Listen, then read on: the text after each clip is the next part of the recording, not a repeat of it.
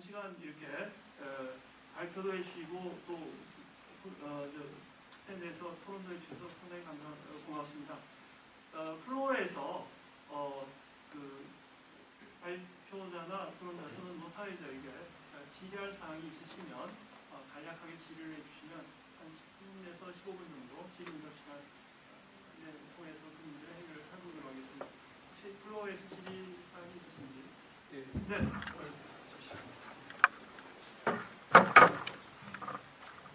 네, 안녕하세요. 저기 홍익대학교에서 회사법 가르치고 있는 손혁상입니다. 공정거래위원회에서 나오신 김성남 과장님께 한 가지 여쭤보고 싶은데 1998년도에 6차 개정에서 추정제를 폐지했잖아요. 그 폐지했을 당시에 재계에서 내세웠던 논의 중에 하나가 우리나라가 아직까지 적대적 기업 인수 합병에 대해서 열악하기 때문에 그에 대한 방어 방법으로서 출정제를 폐지해달라 그런 내용이 있었고 그것을 받아들여서 지금 그 폐지 그때 개정했던 이유 중에 하나로 나와 있고요. 그리고 지금 2011년에 보면 그 상법 4월달에 상법 개정한 것 중에서 523조 4호에 보면은 합병 교보금 합병이 나와 있어요. 그 교보금 합병은 그 취지 자체가 법무부 상사법무과에서 나온 그 취지 자체가 적대적 M&A를 용이하게 하기 위해서라고 나와 있습니다. 예, 그러면은 출자 총액 제한 제도를 폐지함으로 인해서 국내 기업들은 외국에서 오는 자본을 통해서 오는 그 적대적 M&A에 대한 인수 합병 시도를 막을 수 있고 반면에 523조 4호에 의해서 교부금 합병을 통해서 내부적으로 기업들은 소액 주주들을 추출할 수 있는 제도적 장치가 마련되어 있어요. 무슨 말씀인지 이해가 되세요? 이해 안 되는데요? 이해가 안 되세요? 네. 그러니까 기업에서 입장을 보면은 외부적으로 오는 해외 자본에 대해서는 방어막을 치는 거죠. 출자 총액 제한 제도를 폐지해버림으로 해서.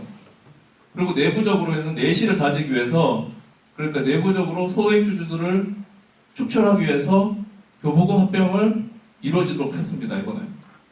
그러면은 결과적으로 보면은 지금 여러 가지 표에서 나타나는 바대로 그 기업 자체의 효율성의 문제가 아니라 효율성은 비효율적이라고 판단이 되었을 때 일반적으로 적대적 M&A 시장에 나오는 게 일반적인데 그런 비효율성을 방치하고 내부적으로 그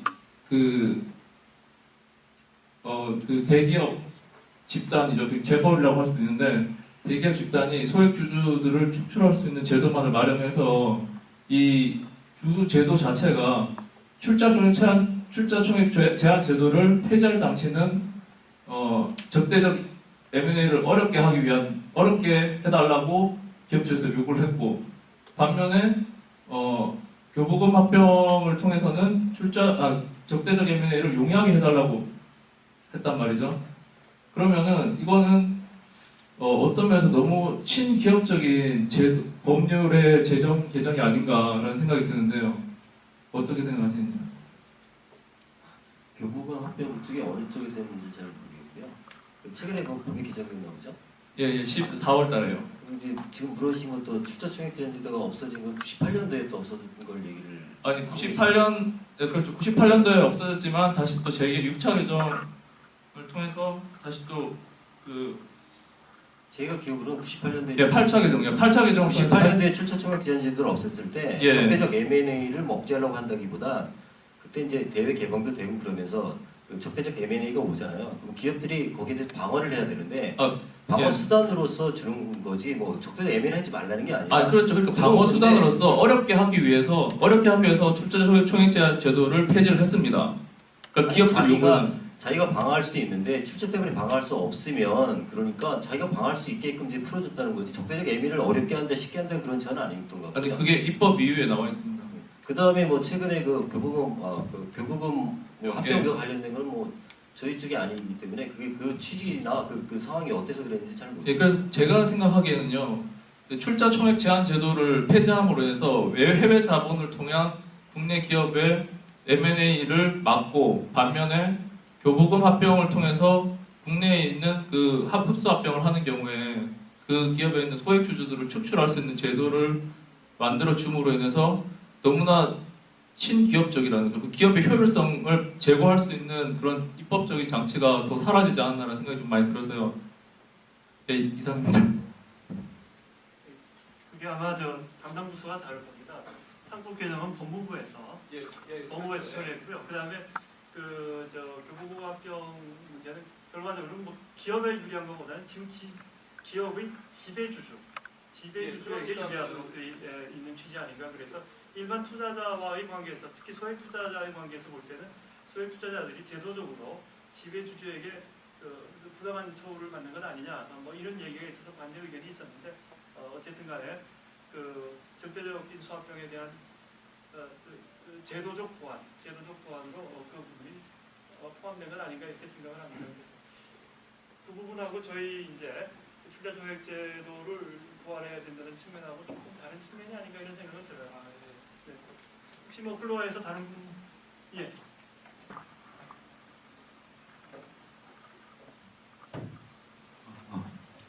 이제 K대 이 박사님 설명을 좀 더 듣고 싶은 부분이 있는데요. 그 발제문 누구신지 먼저 말씀해 예. 국회에서 정책비서관하고 있는 임명석이라고 합니다. 저기 발제집 12쪽에 현행 공정거래 관련 법이 선택과 집중에 입법 문제점이 있고 독점화 또는 독점화 기도를 풀어나갈 필요가 있다. 그래서 여기 에스터를 지키는 부분에 독점 기업이 의도적 행위 지속을 통해서 독점적 지위를 유지하고 하는 경우 등에 대한 정책 수단을 입법화할 필요가 있다는 말씀을 주셨는데요. 이거 좀 아까 뭐 시간 관계상 간략히 말씀하신 것 같은데 좀 부가 설명을 주셨으면 하고 구체적으로 현행 법률을 어떻게 규정함으로써 이런 정책 효과를 얻을 수 있다고 생각하시는지 구체적 방법론까지 포함해서 설명 주시면 감사하겠습니다. 네, 이거는 그냥 알기 쉽게 단순화시켜서 말씀드리면 미국에서 언제죠? 80년대 초에 AT&T 분할, 그러니까 미국에서 80년대 초에 이제 미국 법원에서 연방법원에서 판사가 그 사건 다투면서 나중에 아예 AT&T를 독점 문제가 많으니까 미국 전체에 이제 그 전화 사업을 하던 AT&T를 미국의 7개의 전화를 발명한 사람이 베일이잖아요. 그래서 베이비벨이라고 7개의 미국 전체 7개의 지역으로 나누고 그 시내 전화에 대한 로컬에 대한 독점권을 줍니다. 반면에 주간 인터스테이트나 장거리 통신을 이제 완전히 경쟁 진입을 자유화하고요. 그러니까 그런 기업 분할을 의미를 하는 거죠. 또 그게 이제 그 다음에 미국에서 마이크로소프트 90년대 마이크로소프트가 오퍼레이팅 시스템과 애플리케이션 시스템 이 한 회사 컨트롤 하에 있음으로써 경쟁 독점력이 트랜스퍼된다는 그런 것 때문에 그 시도를 이제 미국에서 했던 거죠. 그래서 중간에 이제 중단됐고 그런 취지 얘기고요. 구체적으로 이제 입법할 수 있는 방안은 제가 2003년인가 4년에 썼던 보고서에서 구체적으로 입법 안까지 나와 있습니다. 네, 마지막 한 분만 질의응답 하도록 하겠습니다. 네, 혹시 뭐. 네.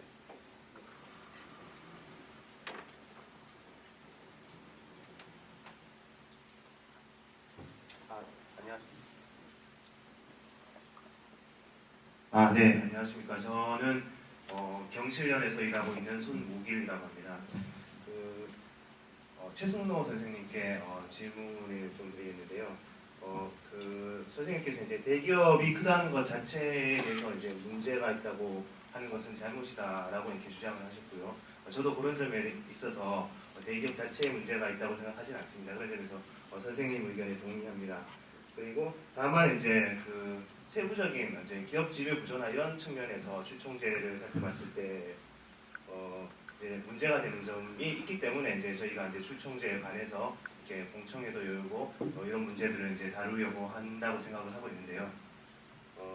이제 기술적인 면에서 사실 이제 환상형 순환 출자를 금지하는 법안은 입법이 된 적이 없습니다. 이제 입법 시도는 아마 17대 국회에서 심상정 의원 발의로 있었다고 알고 있습니다. 근데 이제 출총제의 실효성이 인과관계가 투자와 그 출자 총액을 제한하는 것이 실질적인 인과관계가 좀 약하다. 그 옆에 계신 김성상 선생님께서 그렇게 말씀을 해주신 부분도 있고 그런데 이제 출총제보다는 이게 자동으로 꽂았습니다. 이게 배터리가 가능합니다.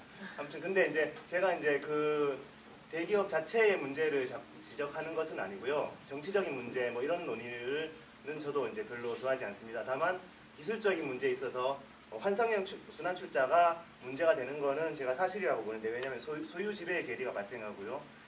기업 경영의 책임 소재가 이제 불분명해집니다.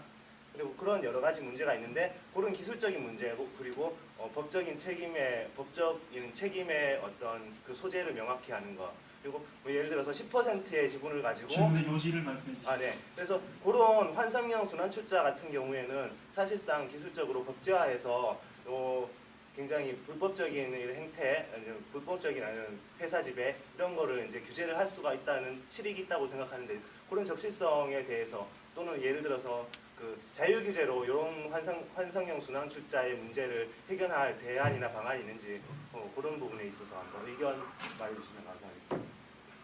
네, 저한테 질문해 주세요. 만약에 환상형이 문제가 되면 환상형을 금지하면 되겠죠. 근데 저는 그 환상형이 문제가 있다고 생각하지는 않습니다. 그래서 대기업에 대해서는 뭐 문제가 될 필요는 없다. 그건 저도 똑같은 생각인데 대기업이든 중소기업이든 기업은 잘하는 것도 있지만 잘못하는 것도 있거든요. 잘못하는 거 있으면 그 부분에 대해서는 우리가 사후적으로 뭐 처벌할 일이 있으면 처벌한다든지 이런 건 당연히 해야겠죠. 그런데 만약에 소유 지배 구조에서 특별히 어떤 문제가 있다면 그 문제에 적합한 접근 방식을 해야겠죠. 그런데 거기에 대해서는 좀 더 과학적으로 서로 토론할 필요가 있다고 생각합니다. 그래서 서로 생각이 다를 수는 있습니다만 환상형 출자 이 부분에 대해서도 저는 문제가 없다고 생각합니다만 만약 문제가 있다고 생각한다면 그 부분에 대해서는 과학적으로 서로 접근해서 서로 토론을 할 필요가 있다고 생각합니다. 질문과 관련해서 아까 제가 그 뭐 투자하고 출자하고 뭐 전혀 상관이 없다 그렇게 말씀드린 게 아니고요. 기업들이 자금을 조달하는데 뭐 은행에서 뭐 차입을 할 수도 있고 뭐 출자를 할 수가 있는데 그 돈이 투자를 될 때 은행에서 차입한 건지 출자가 갖고 이게 출자한 건지 그거에 대한 지금 데이터가 없이 지금 그냥 단순히 출자 늘었다, 모설 투자 늘었다 그러니까 뭐 늘었으니까 뭐 출자증 누가 그 투자 촉진을 위해서 하려고 했는데 아무 효과가 없지 않느냐 뭐 이렇게 얘기한다는 거 어려우니 개념적인도 좀 확실히 하고 더 그 어떤 그 스타디를 해서 이렇게 해야 되는 거지 어떤 단순히 나타난 표상적인 걸 둘을 대비를 해서 추첨제도가 당초 목표했던 것들이 효과가 안 났으니 지금 부활하라 라고 하는 것들은 위험하다는 말씀드린 겁니다. 전혀 상관이 없다는 얘기는 아니고요. 네, 감사합니다. 이렇게 뭐 약간 조금 되게 좀 죄송한데 그러면 공정위가 87년에서 2008년까지 출정제를 해왔는데 잘못하셨습니까? 출정제 할 필요 없는 걸 20년 동안 하셨습니까? 다른 분이 말씀하시는 건 모르지만 공정위가 아니 제가 그 말씀을 드린 게 잘못했다는 식이 있는 건 아니죠. 저희들이 아니, 지금 말씀처럼 할 필요 없는 제도를 20년간 해오고 지금 잘하고 있다는 할 필요 없는 제도를 했다는 게 아니고요. 지금 말씀드렸지만 저희 법에 의하면 직접상호 출자 제도라는 게 있습니다. 지금 계속 유지하고 있고요. 지금 여기 오늘 토론하면서 그 대안으로 나오는 게 환상형 출자도 나오고 이렇게 나옵니다. 그 얘기는 뭐냐면 출자라는 게 직접상호 출자 말고라면 환상형 출자, 뭐 행태적 출자, 지주적 출자 엄청난 많은 출자가 있어요. 근데 그 개별개별의 행위 출자를 규제를 못하니 왜냐면 직접상호 출자는 A, B 회사 두 개 문제니까 쉽게 할 수 있고 그래서 성법에도 규정할 수 있는데 이게 뭐 A, B, C, D 뭐 이렇게 연결되고 복잡한 거는 일일이 그 출자 행위를 찾아오지 못한 그 출자 조약 제한 제도로 했다는 얘기인 거예요. 그래서 뭐 그거 하면서 저희들이 그 제도가 필요가 없으니까 뭐 그랬다든가 그런 말을 하는 적은 없죠. 네, 감사합니다. 오늘 이렇게 토론회 과정에서 저희들이 정리를 하면서 확인을 할 수 있는 부분은 출자 총액 제도가 폐지된 이후에 사회 경제적으로 많은 문제가 생겼고, 특히나 경제력 집중 현상이나 부의세습 현상이나 또는 중소기업이나 대기업의 양극화 문제도 있고, 종전에 없거나 또는 종전에 굉장히 약했던 문제가 굉장히 강하게 증강되는 내용으로 드러난 문제들이 있어서 그 문제를 출자 총액세와 어떤 관련성이 있는가라고 분석한 실질적 자료의 일부를 가지고 한번 논의를 붙여보았는데, 역시 이 부분에 관해서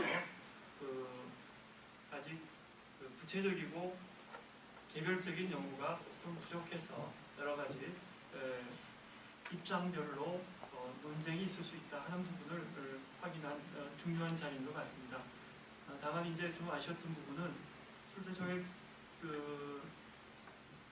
제한제도의 부활과 관련해서 이 문제를 제기하고 또 관심을 갖고 있는 시민사회단체에서는 일정한 자료를 가지고 조금 더 연구도 해보고 그랬었는데 연구가 좀 부족한 점이 있는 건 사실입니다만은 또 반대하거나 또는 아직 시기상조나 옳지 않다고 생각하는 그런 쪽에서도 조금 이렇게 탄탄하고 경제적이고 통계적인 논리로서 좀 구체적인 논쟁이 좀 일어났으면 어떤가 이런 생각이 듭니다. 그래서 이번 논의가 이제 논쟁에 불을 지핀 것이고, 또 반드시 출자 총액 제도가 지금 현재 일어나고 있는 좀 과도한 경제력 집중 등 경제 현상의 왜곡된 현상을 해소할 수 있는 유일하고 확실한 만병통치약이다라는 입장은 아니기 때문에 여러 가지 보완적 제도를 통해서 이 제도가 다시 부활되면 어떤가 하는 가정을 가지고 논의하는 자리이기 때문에 이 부분에 관해서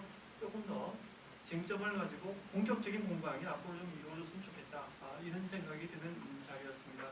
그래서 가능하면 경실련은 원래는 출총제를 처음 출총제 도입과 관련해서 처음 제안하고 운동을 벌였던 단체이기 때문에 출총제의 부활과 관련해서도 책임을 가지고 계속해서 이 사회적 논의 또 사회적 합의를 만들어가는 장을 계속해서 열 것을 저희가 다짐을 합니다. 다짐을 하고 오늘은 논쟁의 일반적인 내용만 이렇게 제시가 됐습니다.